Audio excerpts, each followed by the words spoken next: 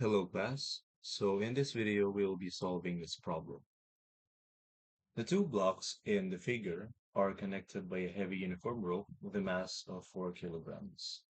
An upward force of 200 newtons is applied as shown. The questions are to draw the free body diagrams, one for the 6 kilogram block, one for the 4 kilogram rope, and another one for the 5 kilogram block. For each force, indicate what object exerts the force. The next one, what is the acceleration of the system? Letter C, what is the tension at the top of the heavy rope? And finally, what is the tension at the midpoint of the rope? So let's start with sub-item A. Let's draw the free body diagrams for the 6 kilogram block, the 4 kilogram block, and the 5 kilogram block. So let's start with this. We have the 6 kilogram block, which is represented by the square. So this is the 6 kilogram block. So what are the forces that act on this 6 kilogram block? So the first one is the applied force. We denote that as F, which is 200 newtons. So this is the upward force that is applied the to the 6 kilogram block, as given by figure.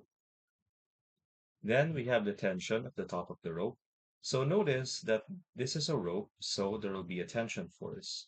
If you were to imagine the system, this the forces that act on the 6 kilogram block, so we've established that one of them is the force applied, but what actually pulls down the rope, or what actually pulls down the block? So because there's a rope here, you can imagine that because of the weight of the rope, because of the weight of the block, it's pulling down this block right here. So because of the weight of these two objects, we expect that the tension at the top of the rope is pulling down this block here. So let's denote it as T top, or the tension at the top of the heavy rope. And of course, we have the weight of the block, which is 6 kilograms. So these are the forces that are being applied on the 6 kilogram block. We have the force applied, we have the tension due to the heavy rope that's pulling it down, and we have the weight. For the next one, we have the 4 kilogram rope. So let's consider this object right here. What are the forces that act on this 4 kilogram rope? So first, we have the tension from the top. So if you observe this rope, we're considering this as an object. And because of the applied force that is being applied on the 6 kilogram block, the effect is that the 6 kilogram block is actually pulling the rope in the upward direction. You can think of it as the rope being an object itself, but because we define the tension force to be the force that is transmitted through materials such as a rope, which is essentially a pulling force, then because of this applied force that we apply in the 6 kilogram block, this transmits to the rope being pulled itself, and that direction would be the top. The next force is the tension at the bottom of the rope. So because of the weight of this 5 kilogram block, it's going down. And because it's going down and it's attached to the heavy rope, then it will try to pull down the rope itself. So this is why the tension at the bottom of the rope is going down.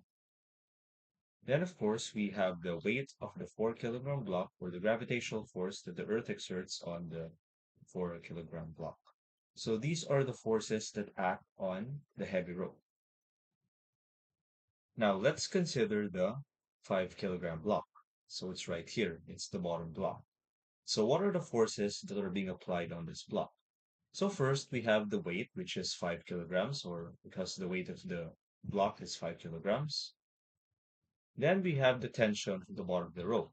So because of the force applied on the 6 kilogram block, it's pulling this block upwards. But because it's attached to this rope, the rope is also going upwards. And this 5 kilogram block is being pulled up by the combination of the block and the rope that's being pulled upwards, which is transmitted to the 5 kilogram block, and the direction of that tension force is moving it up. So the tension at the bottom of the rope is opposing the weight of this 5 kilogram block right here.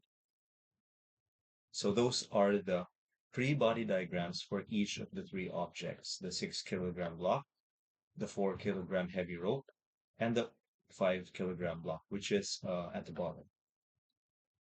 Now let's proceed to the next sub-item.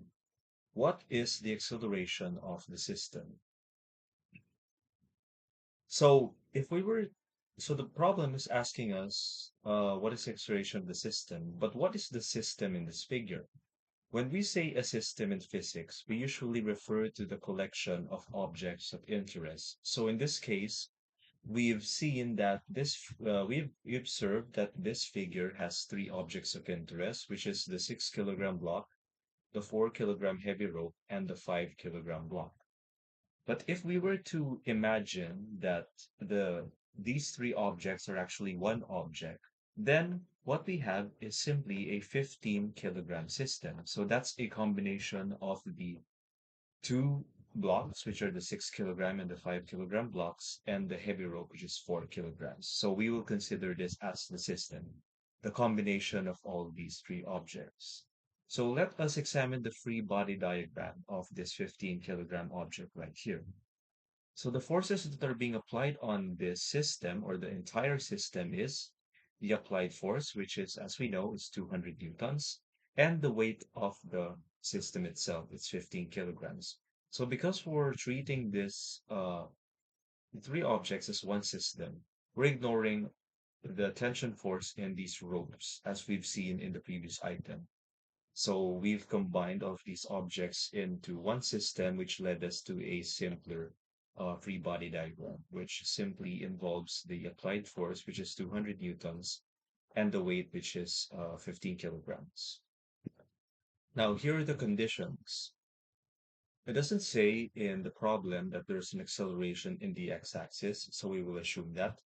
So because there is no acceleration on the x-axis, then the net force along the x-axis should be zero via Newton's first law of motion, or via Newton's laws of motion. So in that case, the net force that is applied on the system is simply going to be on the y-axis. So the net external force applied in the y-axis is simply equal to the applied force to the 15 kilogram block and the weight of the force applied on the system. To correct myself, this is the system minus the weight of the system. That's why we have FF minus mg. But because the net external force that is exerted on the system is simply equal to the net external force applied in the y-axis, then this equation simply becomes this, which we're directly solving for the net external force itself. Now let's use Newton's second law of motion. Again, the net external force that is applied on an object is equal to the mass of the object times the resulting acceleration of that object due to that net external force. So if we rearrange this equation, then we find that the acceleration of the system is simply equal to the net external force applied to the system and the mass of the entire system. But since we have this equation, which gives us the net external force applied to the system, then we simply substitute this equation into this equation right here. So we have A equals the applied force minus the weight mg over m. So if we plug everything, then we have 200 minus 15, since 15 is the mass of the system, times gravity, which is 9.8, and over m, which is again 15. So we find that A is 3.53 meters per second squared. So what does this mean? This means that due to the applied force on the system and the weight of the system itself, and assuming that there's no acceleration in the x-axis, then the resulting acceleration would be 3.53 meters per second squared. And because the quantity is positive, then this means that our system would be accelerating upwards. So this is evident with the net external force equation. So looking at the numerator, we see that 15 times 9.8 is less than 200, which gives us a positive quantity. And Newton's second law of motion state that the resulting acceleration or the direction of the resulting acceleration of an object is the same direction as the net external force applied to that object. So if this is positive, then the acceleration should also be positive. So we expect the system to accelerate upwards. Then for the next sub-item, we have this. So what is the tension at the top of the heavy rope? So again, this heavy rope is an object itself. So it's attached to again, the 6 kilogram object and the 5 kilogram object. Our goal is to find tension at the top. So looking back at our free body diagram for the 6 kilogram block, we have this. So we said that the forces that are applied or exerted on the 6 kilogram block involves the applied force, which is 200 newtons, and its weight, and the tension at the top of the rope. Because as we mentioned, because of the heavy rope and the blocks, because of their weight, they're going down. But they're going down. So this means that because of the weight of these two objects, then the 6 kilogram block will also will also experience a force that pulls it down, which is the tension force, and that is different from the weight itself.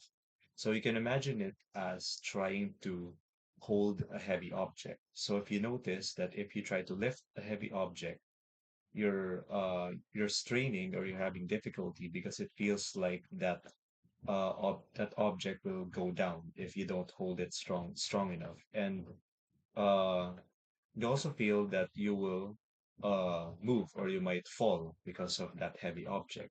That is the force that is being exerted on the 6 kilogram block. Because of the combination of these two objects, it has the effect that this 6 kilogram object is being pulled down further besides its weight. And again, the tension force is the force that is transmitted through materials such as a cable. So because of their combined weight or because of their combined weight, then this will cause the rope to stretch. And that stretching is what we associate with the tension force that is being applied on the 6 kilogram block. So let's find what this quantity is, the tension at the top of the heavy rope. So let's see what is the net external force that's being applied in the 6 kilogram block. So again, there is no net acceleration in the x-axis. So this is solely in the y-axis. So looking at our free body diagram, we have the applied force, which is going up, and then we have the other two forces, and notice that they have a negative sign because their direction is going down. So we have the weight of the block, which is 6 kilograms, and the tension at the top of the rope. So again, let's use the Newton's second law of motion. So we find uh, so we find that the net external force that is applied on the 6 kilogram block is simply equal to 6 times 3.53. So where did we get this quantity? So remember that the acceleration, that's 3.53 meters per second squared. But that 3.53 meters per second squared, it doesn't just apply to the entire system, but to it applies to each of the objects in that system. This is why we can simply plug in that 3.53 meters per second squared, because if the entire system is accelerating at 3.53 meters per second upwards, then each of its components, its 6 kilogram block, the 4 kilogram block, and the 5 kilogram block will all accelerate at this rate, which is 3.53 meters per second squared. So this allows us to easily calculate the net external force applied on the 6 kilogram block. So it's just the mass of the block times the acceleration. So we find that the net external force applied on the 6 kilogram block is simply equal to 21.18 newtons. So going back to our equation, so we have this, which is we have this, which is 21.18 newtons. We have the force applied, which is 200. And the weight of the 6 kilogram block is simply obtained by the equation mg. And this allows us to calculate for the missing variable T top, which is the tension at the top of the heavy rope. So if we manipulate the equation, so add if we add T top to both sides,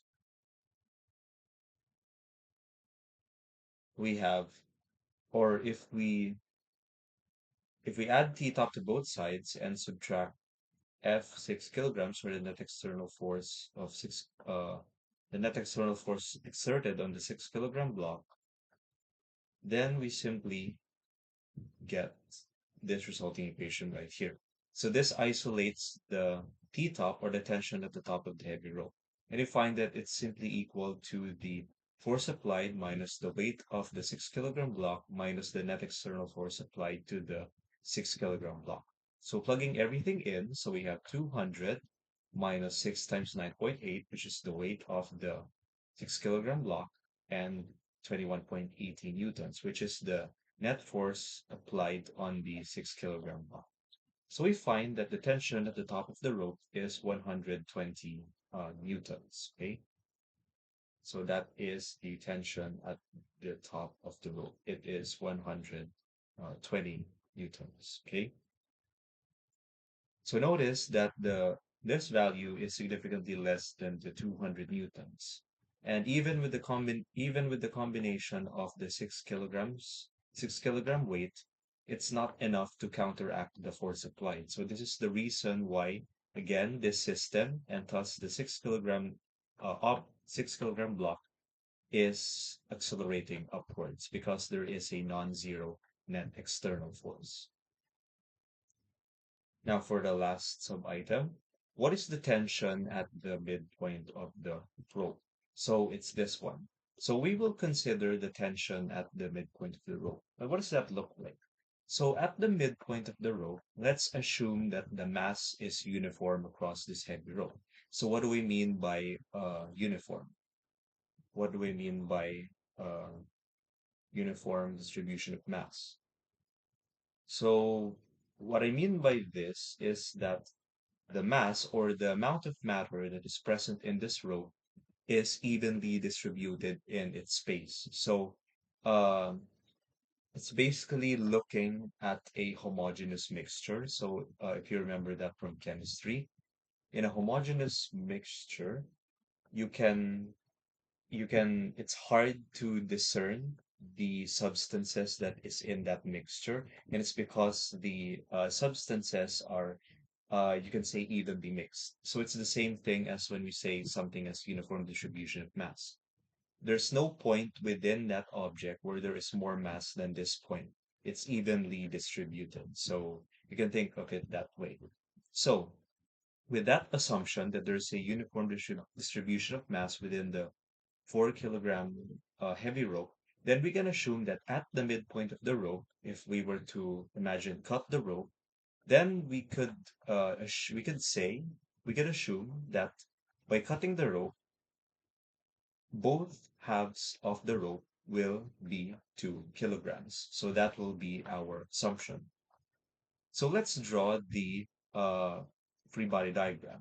So we want to find the tension at the midpoint of the rope, but let's find out which part of the system has that force being exerted on. Or in other words, let's find the specific part of the system wherein the tension at the midpoint of the rope is being applied on, or the tension at the midpoint of the rope is applying on which part of that certain system. So let's consider this. So let's consider the 5 kilogram block, and let's consider that other half of that heavy rope. So the first one, this 2 kilogram, that refers to the half of the heavy rope. Since it's 4 kilograms, half of it is 2 kilograms. Then we have the block, which is 5 kilograms right here. Now, let's write down the forces that is being exerted on this part of the system. So again, this part of the system involves half of the heavy rope the bottom half, and the 5 kilogram block. So we consider that as one system. So it's another system. So the force that's acting on the system is simply, of course, the weight of the entire system, which is 7 kilograms if we combine the mass. And then we have the tension at the midpoint of the rope. So at the midpoint of the rope, because of the applied force that is being applied in the 6 kilogram block, and because it's attached to this heavy rope, then because this heavy rope again it's a rope, so there will be a tension force. And the tension force, which is due to that applied force on the 6 kilogram block, which also acts on the heavy rope because they're attached, the tension at the midpoint of the rope will be going up. It's the reason why this part of the heavy rope and this 5 kilogram block is not completely going down. It's because of the tension force that the uh it's a tension force that is the result of this applied force in the 6 kilogram block. So it noticed that the direction of this force vector or this tension force vector is going in the same direction as this 200 applied 200 this applied force of 200 newtons. So let's examine the free body diagram. So the net force on the 7 kilogram system is simply equal to the tension at the midpoint of the rope minus the weight of the rope itself. So let's use the second law of motion. So because we know that the acceleration of the system is 3.53 meters per second squared, and we said that no matter what part of the system you look at, as long as it belongs in the system, which is 15 kilograms, which is what we solved in letter B, then this part of the system, which involves the bottom half of the heavy rope and the 5 kilogram block acting in combination as one system, will also have an acceleration of 3.53 meters per second squared. So this is why we can use that value in this equation right here.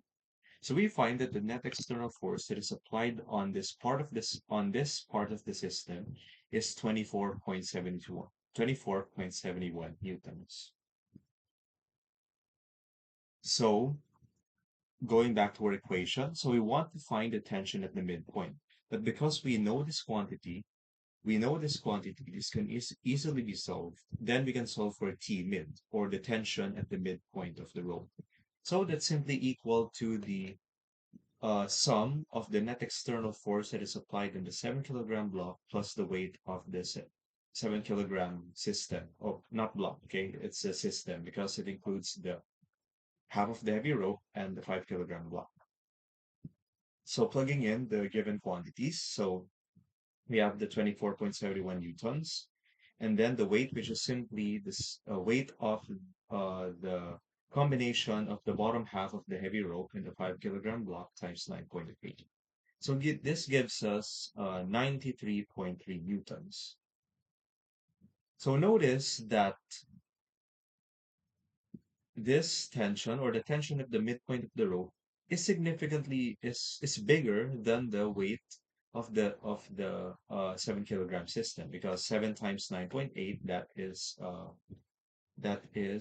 68.6 newtons, and that is less than the tension at the midpoint of the rope. And this is the reason why this part of the system accelerates, because the net external force applied, as we see here, is 24.71 newtons. Okay, it's not zero, which is why it's accelerating at also 3.53 meters per second squared. So basically, we connected these three objects together and they acted as separate objects. And this allowed us to calculate for different quantities. Okay, so this is how this problem is solved.